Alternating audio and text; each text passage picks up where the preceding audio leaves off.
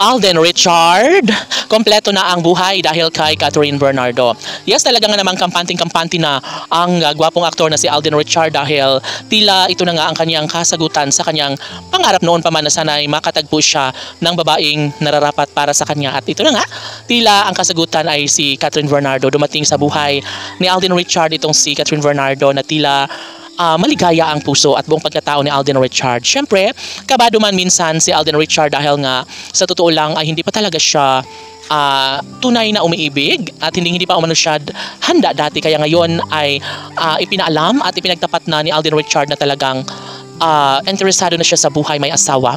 Siguro na nga ito na nga ang kasagutan ng lahat. Ito na nga siguro ang pinaka-the best na pangyayari sa buhay ni Alden Richard, ang makatuluyan niya ang babaeng kanyang pangarap na si Catherine Bernardo. Siyempre, kaligayahan ito sa taong bayan dahil nga tila isa na rin ito sa pinakapangarap ng lahat na sana ay magiging happy naman na tunay itong si Catherine Bernardo dahil hinahanap rin ni Catherine Bernardo ang lalaking tunay na magmamahal sa kanya, tapat at makapagbibigay kaligayahan sa kanya sa habang panahon.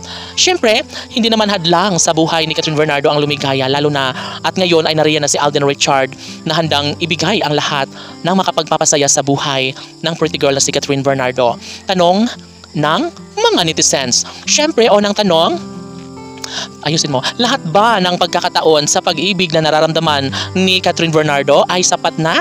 At ito na nga ang sagot, si Alden Richard. Si Alden Richard na nga kaya ang kanyang one and only love ngayon ni Catherine Bernardo. Hay, talaga nga naman. Siyempre, sadyang kaabang-abang ang tagpo sa relasyon ni Catherine Bernardo at Daniel Padilla. At ito nga ang kanilang nais na ibahagi sa taong bayan. Kung talagang nais na makapiling ni Alden si Catherine Bernardo, dapat nagawin niya na ang lahat ngayon pa lang.